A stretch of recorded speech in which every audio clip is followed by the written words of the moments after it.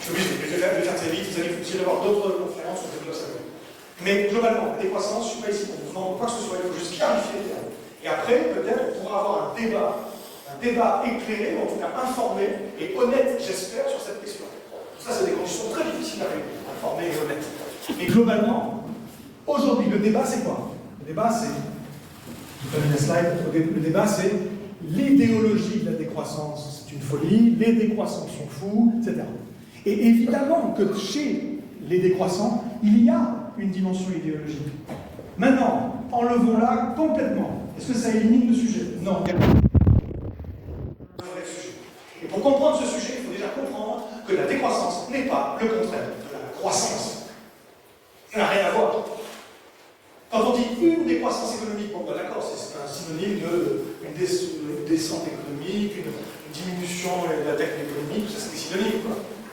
Et la décroissance, quand on dit le mouvement de la décroissance, mais ça n'est pas, ça n'a plus rien à voir. C'est une autre signification totalement. C'est un projet politique. C'est pas le contraire de la croissance. La croissance est définie comme la croissance d'un indicateur, le produit intérieur brut. Le contraire de la croissance, c'est la récession. Si ça dure plus de 6 mois, on appelle ça une dépression économique. Bon, la décroissance n'a rien à voir avec la dépression. Il n'y a pas peut-être de la dépression économique. Globalement, quand on nous dit les décroissants sont fous, parce que ce serait une casse sociale terrible, maintenant je vais vous expliquer vraiment.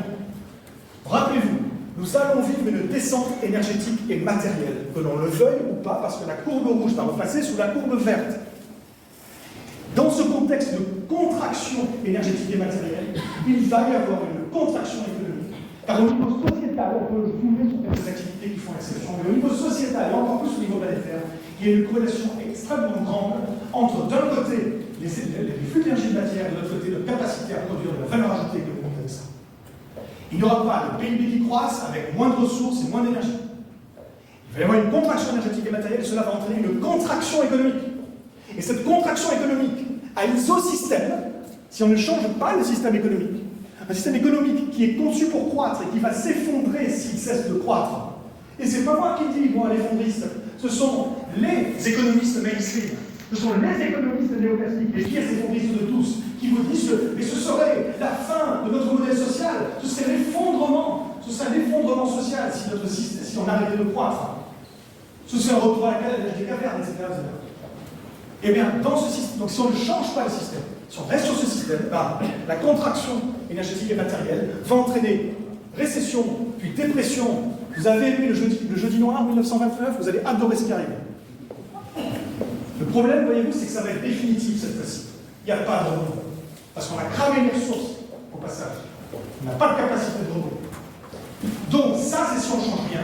Ou alors on tente une décroissance qui consiste à réorganiser le système économique et social en profondeur pour éviter une casse sociale terrible, tout en essayant d'organiser cette descente énergétique et matérielle, parce qu'il n'y a pas le choix. Voilà un petit peu pour recadrer ce débat. Maintenant, est-ce que je suis un adepte de la décroissance en tant que stratégie politique? Non. Non. Je pense qu'il y a tous les éléments dans la décroissance pour imaginer notre monde. Et je pense que ça ne se produira pas.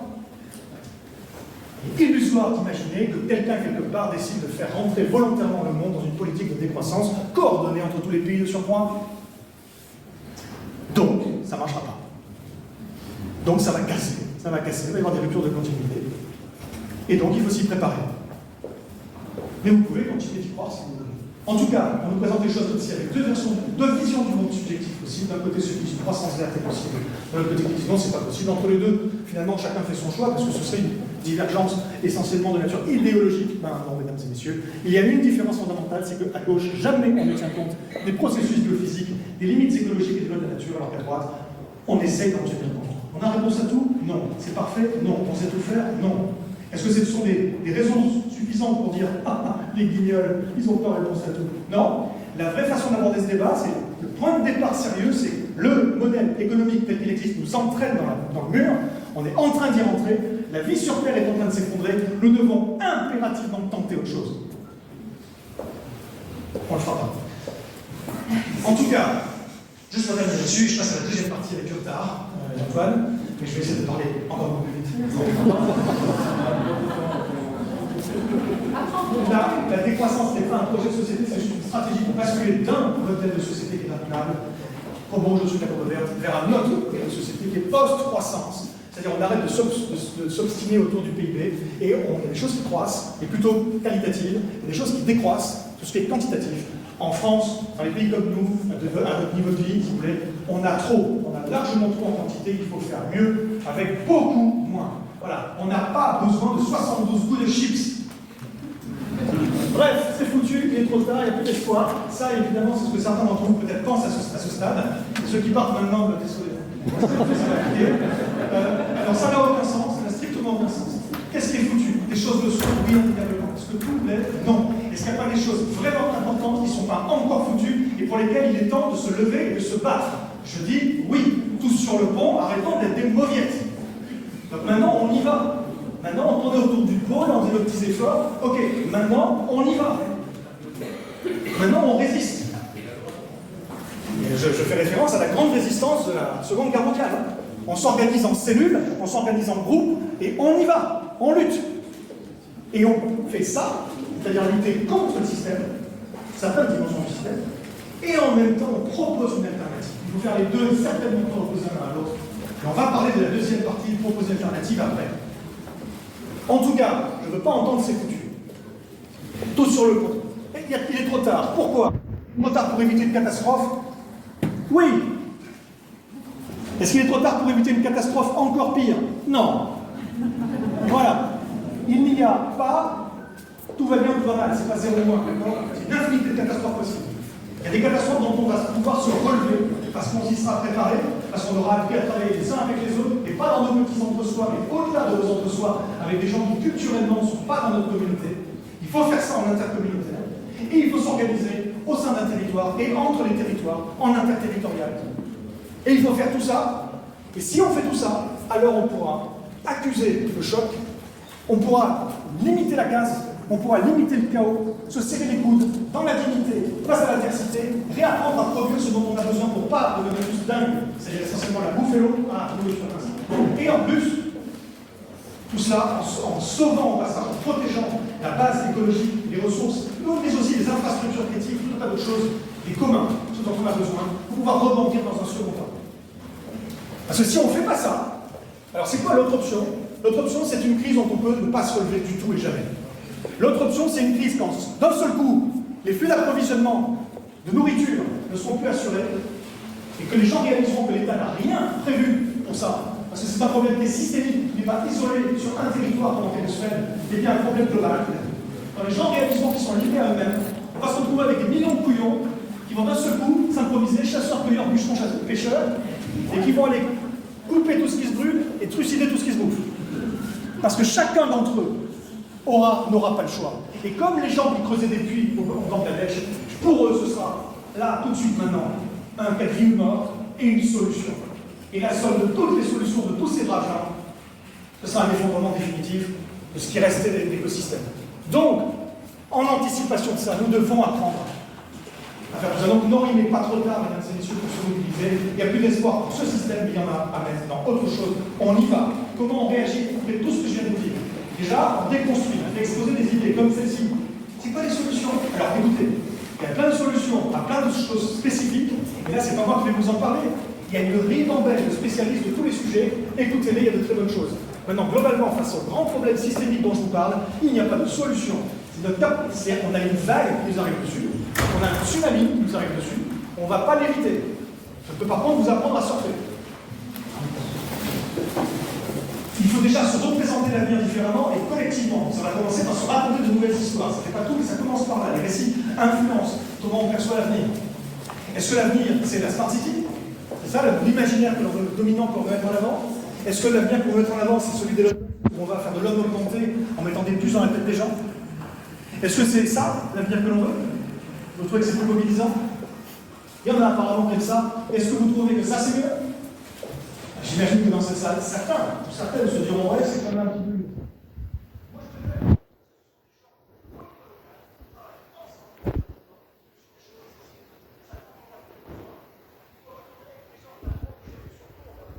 À travailler les uns avec les autres, à se connaître et à se faire confiance.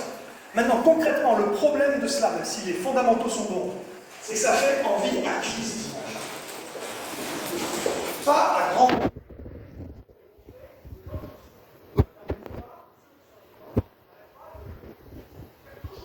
De la même manière, il y a des très bonnes choses, de très beaux projets, mais la manière d'incarner les choses, la manière d'en parler, c'est un entre-soi. Ça clive la société, ça n'emmène pas dans une direction plutôt que dans une autre. On a besoin de façonner un nouvel inventaire d'imaginaire collectif qui dépasse largement. Il faut repartir des mêmes fondamentaux, mais les illustrer différemment, les incarner différemment. La guerre des imaginaires de l'avenir a commencé. L'imaginaire va infini au-delà. Cet imaginaire-là, il va exploser en vol. J'ai peur que les imaginaires qui prennent le relais soient des imaginaires de repli, des imaginaires de nous contre eux. Et ça, je le disais déjà avant. Ce n'est pas quelque chose que j'ai rajouté là. Et j'ai peur de ça. Et face à cela, il faut du nous avec eux. Et pourquoi je me permets de dire il faut du nous avec eux? Est-ce que c'est juste parce que c'est mon opinion personnelle ou ma sensibilité personnelle? Pas du tout. Là, j'en parle avec une expert de la résilience des systèmes. Et je peux vous dire que je ne suis pas le seul dans ce registre à penser que, ou à conclure plutôt, à partir de ce qu'on a étudié des différents cas de l'histoire, que dans un contexte où il y a une raréfaction et une contraction des ressources disponibles, les collectivités qui s'en sortent sont les collectivités qui s'entraînent. Toujours. Le problème, voyez-vous, c'est qu'à très très court terme, des fois c'est peut-être le contraire qui se passe, mais à très court terme. Et oui, à très court terme, des fois, c'est les plus sauvages, c'est les plus violents, c'est les mieux coalisés entre eux, c'est ce qui vont pouvoir s'imposer. Mais ça ne va pas durer, ni pour eux, ni pour les autres qui les suivent, parce que ça crée les conditions du conflit, et c'est pas durable, c'est pas tenable. C'est juste l'horreur et la dystopie. Donc nous avons aujourd'hui une certitude, et si on veut que ça dure, on a encore une toute petite marge de manœuvre pour faire en sorte que tous les gens, et là je n'invente pas la poudre, ça existe déjà, que tous les gens qui ont déjà trouvé des manières de travailler avec les autres, le fassent plus, le fassent mieux, le fassent, qu'on duplique et qu'on décuple. Voilà. Il faut travailler ensemble, parce que sinon ça ne fonctionnera pas. Et ce que je dis d'ailleurs aux gens souvent, c'est si vous êtes naturellement enclin à la bienveillance envers votre prochain, c'est formidable. Si ce n'est pas le cas, soyez solidaires par calcul.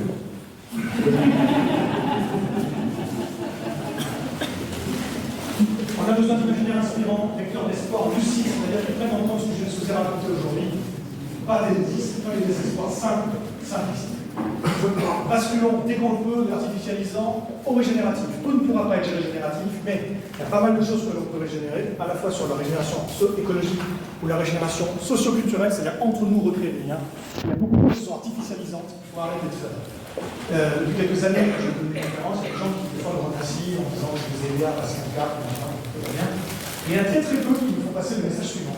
En fait, il y en a un seul monsieur, qui un jour est venu me voir à la fin d'une conférence et qui m'a dit je suis patron, et en fait je travaille dans les polymères plastiques, je ne suis pas des détails. Et en fait j'ai vu la conf, et c'était un choc pour moi, et j'ai passé 1 an et demi à réfléchir à comment je pouvais faire différemment pour essayer de limiter au max mon impact. En fait, je suis arrivé à cette conclusion, la seule chose que je puisse faire, c'était fermer ma boîte. C'était arrêter. Et donc ce que j'ai fait, c'est que maintenant j'ai 2 boîtes. J'ai une boîte pour la gestion des espaces verts, rien à voir. Et j'ai une autre boîte qui fait du conseil pour expliquer aux gens comment se passer de ce que je demandais de ce qu'il y a passé. Voilà. Et il n'y a qu'une seule personne que j'ai vue et qui a été passer ce message, comme quoi c'est pas facile. C'est pas facile de se remettre si profondément de ça en question. Et pourtant, il faudrait arrêter un certain nombre de choses, choisir maintenant ce à quoi on veut renoncer et ce qu'il faut encore développer. La résilience, donc on y vient, cette fameuse résilience, elle est au cœur du processus derrière. Mais c'est quoi la résilience? On dit la résilience, ça n'a rien, ça ne veut rien dire. C'est la résilience de quoi par rapport à quoi? Moi, je connais un gars, j'ai connu un gars, plutôt qui était la résilience du système d'information face au risque cyber. Très spécifique. Et il y a plein de gens qui sont spécialistes de tout un tas de résilience très spécifiques. Lorsque le chef parle de résilience, c'est de la résilience face à des aléas climatiques. C'est très spécifique. Moi, je ne vous parle pas de ça. Je ne vous parle pas de ça. Mais globalement, effectivement, pour schématiser, on peut dire que la résilience, c'est la capacité d'un système d'abord à encaisser un choc, si un choc se produit. Et si le choc est trop gros, plutôt que de résister, à un moment, il faut lâcher prise, parce que sinon, on peut casser. Et donc, face à un choc trop gros, ou une déferlante trop rapide, à ce moment-là, il faut être capable de s'assouplir, de passer en mode dégradé, de se déformer, de sacrifier certaines fonctions secondaires pour se concentrer sur les fonctions essentielles, tout en maintenant les ressources dont on a besoin pour ensuite rebondir et atteindre un nouvel état d'équilibre qui n'est pas un retour à la normale. C'est la grande différence avec la gestion de crise traditionnelle qui vise le retour à la normale. Là, ce n'est pas un retour à la normale, on va vers un nouvel état qui peut être plus ou moins résilient que l'état initial. Et mieux on s'est préparé en amont, plus on donne de chance de notre côté pour finir plus résilient plutôt que moins. Bon, ok. Et puis vous pouvez regarder la boussole de la résilience pour ceux que ça intéresse, du CEREMA. C'est un travail très intéressant. C'est pas parfait, mais c'est un des meilleurs qui existe quand même. Et qui vous donne quelques clés, quelques leviers à la fois pour évaluer la résilience d'un territoire et à la fois pour la mettre en place. Les spécialistes de tous les sujets ont des choses à vous dire en matière d'atténuation et d'adaptation. Le GIEC a 3 groupes de travail. Le groupe de travail numéro 1, c'est sur la science du climat. Le groupe de travail numéro 2, sur l'adaptation, et la résilience en fait partie. Le groupe de travail numéro 3, sur l'atténuation. Ok, très bien, il faut le faire, c'est vital. Maintenant, ma posture est différente. Ma posture, c'est, on va aussi préparer, juste au cas où, le cas où ça ne suffirait pas. Juste au cas, le cas où on n'arriverait ni à atténuer suffisamment vite, ni à adapter suffisamment vite, et où on arrivera à des risques systémiques qui sont des ruptures de continuité majeures et potentiellement, pour certaines, définitives. Par exemple, sur l'approvisionnement en eau ou en nourriture. Les risques traditionnels sont des événements, mesdames et messieurs, avec une probabilité d'occurrence, et s'ils se produisent, il y a un début et une fin qui sont limités dans l'espace et dans le temps. On fait de la prévention des risques, on fera de la gestion de crise s'il y a besoin. Mais moi, je vous parle des choses qui ne sont pas des événements en futur, mais des processus qui sont déjà lancés, qui sont en train de s'accélérer, qui vont continuer de s'aggraver quand on n'aura pas réagi. Et face à ça, il nous faut une résilience systémique des systèmes socio-écologiques. La résilience systémique, c'est une résilience qui, contrairement aux autres, n'est pas spécifique à un type de crise. La résilience systémique, c'est notre capacité collective à s'auto-réorganiser spontanément face à une rupture de continuité grave dont on ne voit pas de fin prévisible, sans que ce soit le chaos, et pour lutter contre le chaos. Et ça, il faut l'organiser au niveau des systèmes socio-écologiques, c'est-à-dire pas juste les hommes et les femmes, les sociétés humaines, mais tout cela en interaction dynamique permanente avec les écosystèmes, les ressources naturelles, le reste du vivant, avec des cycles de géochimie, des cycles de nutriments, un climat, etc. C'est pas parfait, c'est pas mais la théorie, c'est voilà ce qu'il faudrait faire. Et à gauche, implicitement, il y a un maintien du statu quo. On essaie de revenir à la normale. Alors qu'à droite, c'est transformatif, mesdames et messieurs, c'est nécessairement collectif et nécessairement culturel. À gauche, les rapports de force sont inchangés, alors qu'à droite, il s'agit d'empouvoir et de champ. Et les empouvoirs, contrairement à ce que certains disent, ce n'est pas leur dire, tiens, maintenant c'est vous qui gérez, démerdez-vous. Ce n'est pas ça. Empouvoir les gens, c'est leur donner des clés, des capacités, effectivement, demain, pour être capable de gérer la crise si elle arrive auprès d'eux et que l'État, et que papa-État ou papa-territoire n'a pas les moyens de les aider. Les Suédois ont fait ça. Les Suédois ont fait passer un livret en 2018 à tous les foyers suédois qui s'appelait En cas de crise ou de guerre, dans lequel il était écrit exactement ça. On rentre dans une zone turbulente de l'histoire et il n'est pas dit que demain l'État puisse assurer la sécurité de tous. Vous devez vous préparer. Voici quelques éléments clés pour pouvoir le faire. C'était loin d'être parfait. C'était une initiation. C'était très insuffisant, mais ils ont fait ça les Suédois en 2018. Pas l'idée de faire un truc pareil en France, n'est-ce pas? Imaginez que l'on sorte, vous voulez, de l'ère du pétrole abondant et bon marché. Imaginez, et rappelez-vous surtout qu'on est tributaire pour notre approvisionnement en bouffe. Imaginez également, gardez en tête plutôt le fait que ce sont des systèmes de surpoids qui est à flux tendu, les stocks ça coûte cher, on les a éliminés, où les individus ne produisent plus leur nourriture, ils ne la stockent plus, ils ne la transforment plus. 70% de la nourriture des Français provient de la grande distribution qui est moins de 3 jours de stock principalement. Il n'y a plus aucun lien entre les lieux de production et les lieux de consommation, les gens ne se connaissent plus, il n'y a plus de confiance, il n'y a pas de tiens, vas-y Jean-Claude, je te file des œufs, que tu vas me filer des pommes, je ne sais pas quoi. Évidemment, il y a encore de ça un peu à la campagne, mais c'est très très minoritaire. Il n'y a plus de stock, ni à la ville, ni à la campagne, il n'y a pas de stock stratégique non plus de semences ou de bouffe. Ah mince, en France, bon, parce qu'en France on considère que ça c'est du Moyen-Âge, c'est fini madame, il n'y a plus besoin. Et le consommateur de champagne n'a plus aucune tolérance à la frustration, rappelez-vous le Nutella. Question. En cas de rupture prolongée de l'approvisionnement en denrées et ou en carburant et ou en intrants agricoles, on tient combien de temps? Maintenant, mesdames et messieurs, savez-vous en plus ce que sont les SAIV? Les SAIV, vous trouvez ça facilement en ligne, sont des secteurs d'activité d'importance vitale. Et donc on regarde la liste des SAIV, et on voit tout en haut, ce bien est l'alimentation. Ouf! Ils ne sont pas complètement cons. Le SGDSN, le secrétaire général de la Défense et de la Sécurité nationale, a compris que manger était important. Mais vous ne trouverez pas dans cette liste l'agriculture. L'agriculture n'est pas considérée comme un secteur d'importance vitale. Parce qu'il n'y a aucun lien entre produire et consommer. Puisqu'on ne produit pas au même endroit. S'il y a un problème de nourriture à un endroit, on fera venir d'ailleurs. C'est pas un problème. On déclenchera le plan hors sec si besoin. L'hypothèse d'un risque systémique, d'un choc, l'hypothèse d'une sortie d'une ère, l'hypothèse d'une bascule sociétale, l'hypothèse que tout ça ne fonctionne plus partout en même temps et pour pas savoir combien de temps, cette hypothèse n'est évidemment absolument pas prise au sérieux. Selon moi, c'est le risque qui est à la fois aujourd'hui le plus grave et le plus certain. Voilà, on passera sur une chose secondaire. Maintenant, imaginez, on se soit mis en capacité de satisfaire les besoins vitaux de tout le monde pour toujours avec seulement ce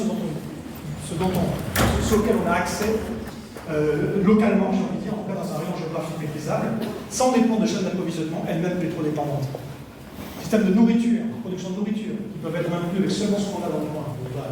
Dans le coin, ça peut être 100, 200, 300 km, éventuellement. Mais c'est pas la Chine.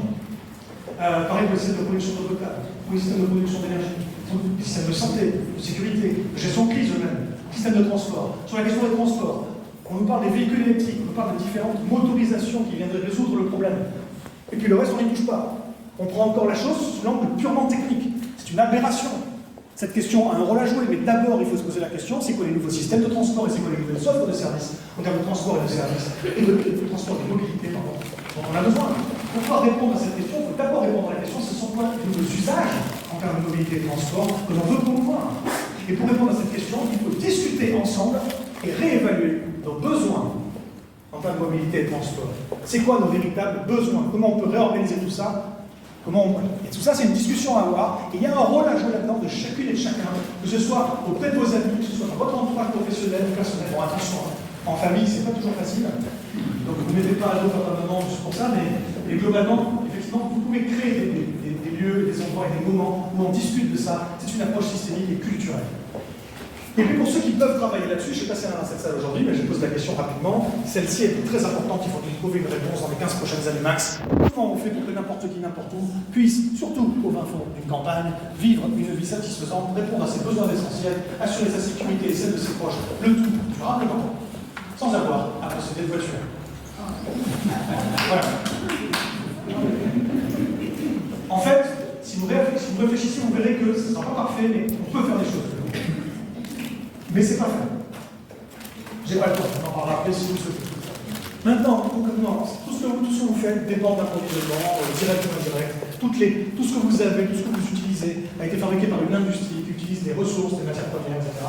Si on peut faire en sorte, si on peut pousser pour que la plupart de ces ressources soient des ressources biosourcées ou géosourcées et gérées de la façon la plus durable et responsable possible, le monde sera bien meilleur, on sera bien plus résilient, plutôt que de dépendre de choses qui viennent de l'autre bout du monde. Voilà, j'ai parlé récemment d'un patron, vraiment le grand patron d'une boîte, d'une maison que vous connaissez, c'est une grande maison dans le prêt-à-porter, dans le textile, et qui vend des choses en coton. Voilà. C'est du coton. Et le coton, il n'est pas fabriqué en France. Hein. Et ça vous... Vous n'y pensez pas, l'image de votre part, c'est très associé au coton. Maintenant, vous décidez que l'image de votre part est très fortement associée au lin. Le lin bien français. Oui, mais... Ah si. Oui, mais... Parce que... L'élotech, renseignez-vous sur l'élotech. L'élotech, c'est pas juste le gars qui peut pour faire tourner tout en haut de sa machine à laver. Ça peut être du super bricolage, mais c'est pas juste ça l'élotech. Il y a un potentiel derrière l'élotech qui est très extrêmement important, et donc je vous invite vraiment à lire la note de la fabrique écologique qui consacre à l'innovation low-tech. Vous verrez ce que c'est, vous verrez le potentiel de ça, vous verrez également ce que ça n'est pas. Ça n'est pas de l'innovation frugale, par exemple, contrairement à ce que certains essaient de nous vendre. Ça, c'est vraiment important à lire cette note.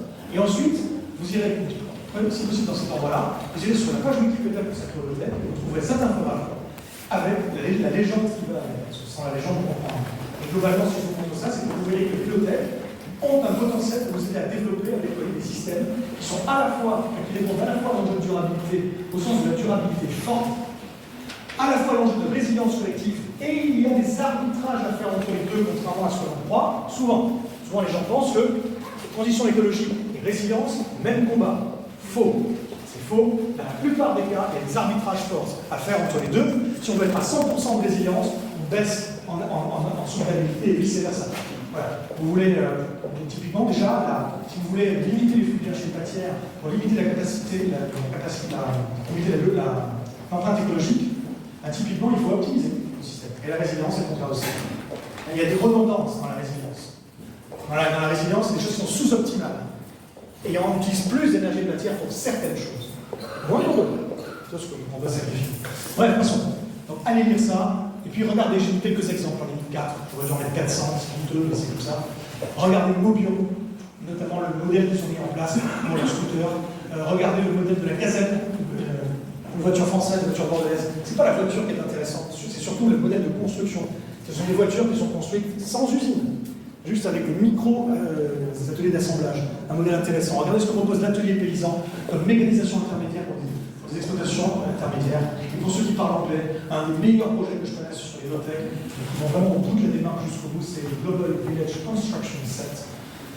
Vous irez voir ou pas. En tout cas, l'intérêt, c'est pas le projet en lui-même, c'est la logique, c'est les logiques qui sont derrière. C'est très créatif, ça vaut le coup pour s'inspirer. Et pour tout ce qui est vital, il faut tendre vers une capacité d'autonomie territoriale. Ce n'est pas de l'autarcie, mais c'est peut-être être capable de produire un peu plus de l'essentiel par nous-mêmes. Aujourd'hui, pour les manger, nous avons besoin d'intrants qu'on ne produit pas par nous-mêmes, qu'on achète ailleurs, de semences qu'on achète ailleurs. On est tributaire de pétrole qui vient d'ailleurs. On est tributaire de machines qu'on n'a pas fabriquées nous-mêmes et qu'on ne sait pas réparer nous-mêmes. S'il n'y a pas l'expert qui vient, la pièce qui vient, la mise à jour logicielle, ça ne fonctionne plus. On est totalement dépendant de la machine. On est dépendant des aides européennes. S'il n'y a pas la PAC, notre système s'effondre. On n'est même pas fichu d'être profitable sur le plan économique. On dépend enfin aussi d'une main-d'œuvre étrangère spécialisée, saisonnière, qui vient produire low cost chez nous chaque année, parce que c'est quand même eux qui vont produire nous-mêmes nos propres fraises. Et tous ces gens-là, quand ils ne pourront plus venir parce qu'il n'y aura plus de pétrole abondant dans le marché, on en reparle. Et donc il faut tendre vers l'autonomie, en tout cas consolider chacun de ces maillons, parce que la chaîne globale n'est pas plus solide que le plus faible de ces maillons. Et il y a des notions, mais ça je m'adresse plutôt aux gens de la localité, aux gens, aux élus, il y a des notions de relocalisation d'un certain nombre de choses, de diversification, de réaménagement des territoires sont extrêmement importantes. Et c'est pas facile, personne n'a dit que c'était facile, même des fois c'est pas possible. Mais en fait, il y a quand même des choses qu'on peut faire. Et même vous, vous pensez que ce n'est pas votre sujet, que vous n'avez aucun levier, vous avez un levier. Premier levier, organisez des groupes de discussion. Parlez-en. Deuxième chose, quand vous avez créé le groupe, regardez ce qui se fait ailleurs. Regardez, je ne vais pas vous mâcher le travail, faites-le travail, il y a plein de choses qui se font ailleurs. Voilà. Et regardez les choses qui ont fonctionné. Et ensuite, troisième étape, vous faites une liste de doléances, une liste de propositions, une liste de critiques également. Et ensuite, vous allez harceler vos élus. Vous allez harceler Antoine Bach, c'est pas le pire. Antoine Bach, c'est un des meilleurs dans son registre. Vous avez beaucoup de chance pour ça. Mais honnêtement, voilà, pour tous les autres qui ne seraient pas grenoblois, il y a du boulot auprès de vos élus et ça vient de vous. Parce qu'il faut bien vous dire ça, et c'est très triste et c'est très injuste.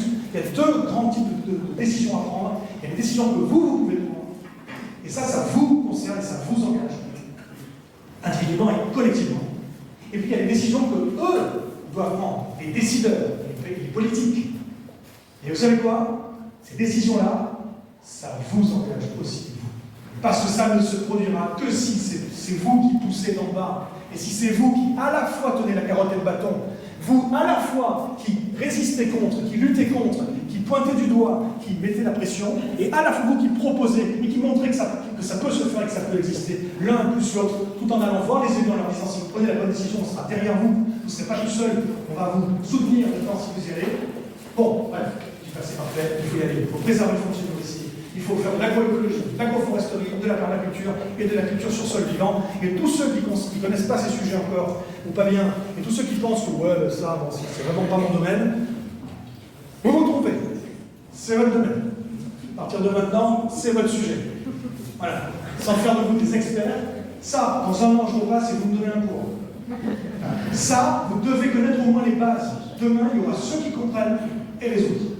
C'est vital pour l'avenir. Là, on a des solutions. On est capable de nourrir tout le monde beaucoup plus durablement, de façon aussi beaucoup plus résiliente, en dépendant beaucoup moins d'intrants, en préservant la biodiversité. C'est même régénératif des écosystèmes, si on le fait bien, en consommant beaucoup moins d'eau, en favorisant la recharge des aquifères, en captant énormément de carbone. C'est possible. Il y a par contre certaines conditions à respecter. Parmi les conditions les plus difficiles, si vous voulez, petit 1, il va falloir consommer moins de protéines animales. Ça nous permettra de dégager beaucoup d'espace pour en faire plein de choses, capter beaucoup de carbone et d'eau et machin chose. Deuxièmement, il va falloir également aider les agriculteurs à modifier leurs pratiques. Ça peut être la commande publique, ça peut être une communauté qui dit on vous prend, on s'engage à trouver un débouché à tout ce que vous produirez si vous le produisez bien, etc. Et moi, président demain, ce que je ferai, c'est que je proposerai le rachat de n'importe quelle dette aux agriculteurs qui font le transfert. De ce que j'ai compris, de ce que j'ai vu, effectivement, j'ai vu quelqu'un qui avait posé ça, je sais plus qui c'est. Et de ce que je comprends, il y a la dette accumulée de tous les agriculteurs en France qui les empêche d'évoluer, même pour ceux qui voudraient. C'est de l'ordre de 100 milliards. 100 milliards pour un pays comme la France, qui est allé sur 10 ou 15 ans, ça se fait. Voilà. On rachète la dette des gens, s'ils passent à l'agroécologie, à l'agroforesterie, etc. Et évidemment, on les accompagne de surcroît. En plus, ça va créer des emplois, mais il faut travailler évidemment sur redorer le blason aussi sur la partie culturelle. C'est un gros chantier. Dernière contrainte qu'il va falloir lever pour que tout ça soit possible, il va falloir affronter la FNSEA. Bon courage. Bref, il faut végétaliser les villes, et si possible une végétalisation vivrière en interquartier, des gens qui n'ont pas l'habitude de se côtoyer, qui vont se côtoyer là pour produire une partie de leur bouffe, de temps en temps se faire un bon petit gueuleton. Ça ne répondra pas à tous les besoins alimentaires, mais ça crée de la résilience territoriale. Il faut boucler les cycles de cultivement, notamment le phosphore qui est vital. Il faut renvoyer le phosphore vers les sols. Je ne peux pas développer, j'ai pas le temps. Et ça veut dire équiper tous les foyers de toilettes à séparation de l'urine. Ensuite, s'occuper et organiser le ramassage des urines. Puis ensuite, il y a des gens qui savent très bien faire ça, le traitement et la revalorisation comme intrant agricole. Ça fonctionne très bien. Il faut le faire parce que nous allons être à court de phosphore dans 15 ou 20 ans max. Et j'ai quasi fini, mais je suis à 1h44, et je vous 5 minutes. Je suis désolé. Mais je dois. Tout ça avec des circuits courts locaux, une économie locale, des monnaies locales, des systèmes d'échange locaux, ce sont des mots-clés que je vous jette comme ça au visage. J'ai pas le temps de développer. Et là, c'est pareil que tout à l'heure. Si vous ne connaissez pas ou pas bien ces choses-là, je repasse dans un an, vous me donnez un cours, d'accord? Parce que ça, c'est des leviers extrêmement utiles pour fabriquer de la résilience territoriale, des monnaies locales, notamment. Passons. Les leviers clés dont on dispose pour aller vers tout cela, il y en a un certain nombre. Moi, j'en souligne, il y en a deux qui me paraissent particulièrement importants. La première, c'est la gestion partagée des communs, ou gouvernance des communs, des fois on trouve. Bon ben voilà, on part de la question des besoins, quels sont nos besoins. La question qui suit, c'est de quoi dépend la satisfaction dans le temps de ces besoins. Ben, ces choses-là, ce sont des communs qui doivent être gérés en commun avec les gens dont l'avenir en dépend. Le foncier nourricier, certaines infrastructures critiques, c'est plus ou moins facile selon la nature des infrastructures, mais certains services également sociaux, certains services publics, peut-être le système de santé, on n'a pas de système de santé en France, on a un système de soins, qui soigne les gens, mais pas de système de santé. Passons. Tout ça, ça peut faire partie des communs, des aquifères, les ressources en eau, et soit on laisse une multinationale ou même une collectivité territoriale gérer ce truc-là et on s'en mêle pas. Le problème, voyez-vous, c'est que si ça se trouve, c'est très bien fait, mais si ça se trouve là, une décision d'un actionnaire du groupe privé et hop, tout change, ou les élus qui sont super, peut-être que la prochaine fois ils seront plus là, ne peut pas se permettre d'être aussi instable et fluctuant et incertain sur des choses vitales. Donc, nécessairement, il doit y avoir une implication des gens qui habitent sur le territoire. Renseignez-vous là-dessus. Les travaux les plus connus sont Elinor Ostrom, il y en a bien d'autres. Commencez par là déjà. Et puis, deuxième levier très important, et si on garantissait l'accès à l'essentiel pour tous? À Montpellier, depuis quelque temps, les 15 premiers mètres cubes d'eau sont gratuits pour tout le monde. Au-dessus, tu payes, et plus tu payes, plus tu consommes, plus tu payes cher. Il y a une limite à leur logique, ils plafonnent à un moment, je trouve d'ailleurs que c'est bête. On ne devrait pas plafonner. Je trouve que quelqu'un qui dépenserait des milliards de litres, il devrait payer des milliards d'euros. Pardon? Même s'il a une piscine. Après, il y a des cas où les piscines peuvent être gérées intelligemment. Mais globalement, en fait.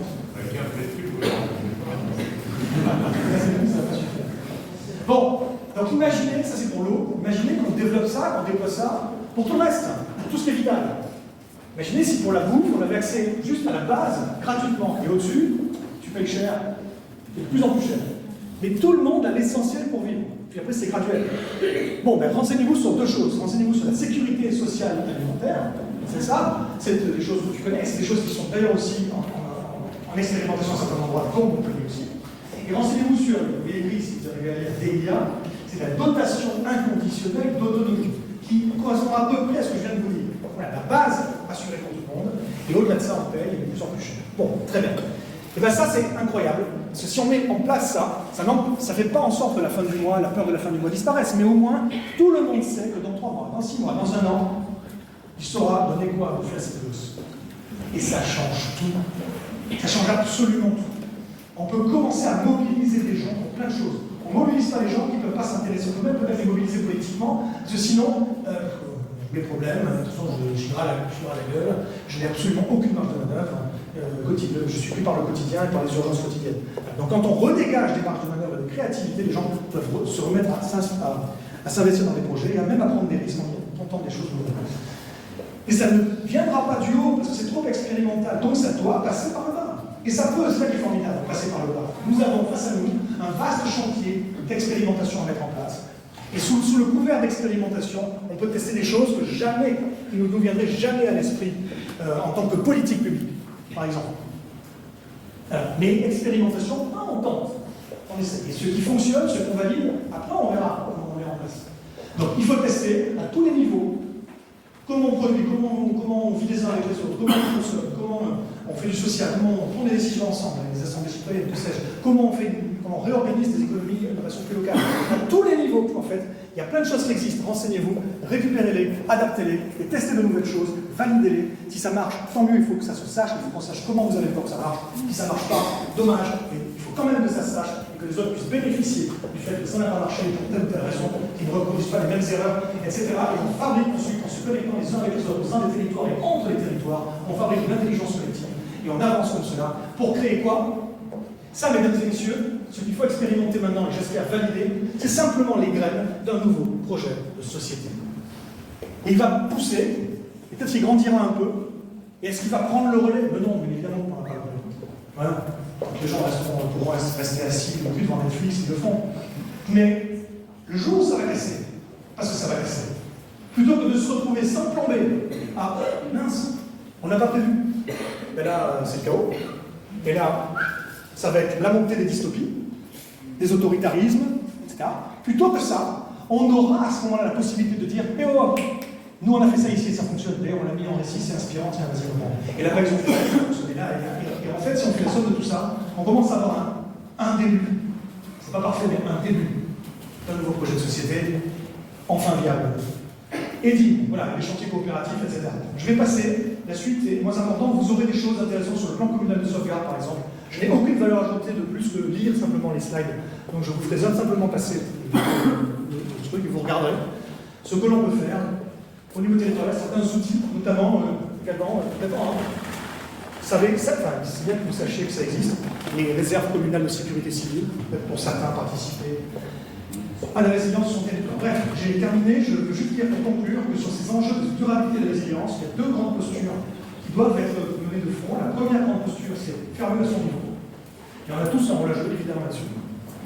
Mais on a aussi autre chose, c'est comment on se relie les uns aux autres, comment on devient des meilleurs citoyens ensemble, et comment on embrasse un rôle d'agent d'un changement de nature culturelle vers une durabilité et une résilience sociétale, un minima territorial de mon limite. C'est-à-dire que vos projets, ce n'est pas vos projets. Vos projets, c'est des projets pour le monde. Vous allez changer le monde. Sauver, je ne sais pas, comment le changer. Vous allez changer le monde. Ce que vous faites doit être mis en récit. Ce que vous faites doit être inspirant. Ce que vous faites doit être beau. Si vous-même, vous n'avez aucun goût, faites appel à quelqu'un qui a du goût. Vos projets doivent être inspirants, ils doivent faire envie et ils doivent se savoir, ils doivent être diffusés. Vous devez être des agents d'un changement de nature culturelle. C'est pareil pour les organisations et les territoires. On peut résilient, on peut modifier les pratiques, les modèles d'affaires, les méthodes de comptabilité, les indicateurs, tout ça, oui, il faut le faire. Mais comment également on se structure en un réseau de territoire et d'organisations qui sont des agents d'un changement culturel vers une durabilité et une résilience sociétale. Et sur tous ces enjeux, mesdames et messieurs, c'est à nous maintenant de participer à la construction d'alternatives inspirantes. C'est un travail collectif qui engage tout un écosystème d'acteurs du changement. On y trouve à la fois des penseurs, des faiseurs, des inspirateurs, des organisateurs et des facilitateurs. Les penseurs sont des gens qui étudient, conceptualisent et proposent des choses comme nous le faisons. Les faiseurs sont des gens qui ont plus les mains dans la terre ou dans le conduit ou dans l'action directe sur le territoire. Il y en a dans cette salle. c'est des gens qui mettent au point, qui montrent l'exemple, qui transmettent leur savoir, leur savoir-faire, qui font avancer les choses publiques très concrètement.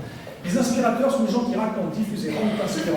J'essaie d'en faire partie, j'espère que ça aura fonctionné avec certains d'entre vous ce soir. Les organisateurs sont des gens qui ont des compétences bien spécifiques pour structurer, animer, coordonner un projet, un réseau, une dynamique territoriale, un mouvement, que sais-je. Moi, je n'ai pas toutes les compétences pour être un organisateur, je ne suis pas un organisateur. Et les facilitateurs sont des gens qui ont des moyens, ça peut être de l'argent pour financer, mais toute autre chose, pour patronner, en capacité, pour aider en pouvoir, aider les gens à faire leurs projets, débloquer les projets quand ils sont bloqués à un moment clé du projet si c'est possible, faciliter l'accès à un réseau, faire du mécénat de compétences, louer, prêter, donner un lieu, un local, du matériel, etc., etc. Moi, en tout cas, je vous ai dit où j'étais, où j'essayais d'être dans cette étoile. À vous maintenant, chacun de vous poser la question, quel acteur du changement êtes-vous? Quel acteur du changement pouvez-vous être, mesdames et messieurs? Ou plus important sans doute encore, quel acteur du changement voulez-vous être? Trouvez la réponse à cette question, puis ensuite connectez-vous sur chacun de vos projets. Idéalement, vous devriez essayer de tendre, de faire en sorte que les 5 étoiles, les 5 branches de cette étoile soient cochées. Voilà, mesdames et messieurs, nous sommes les croisés des chemins, et c'est magique. Au déclin.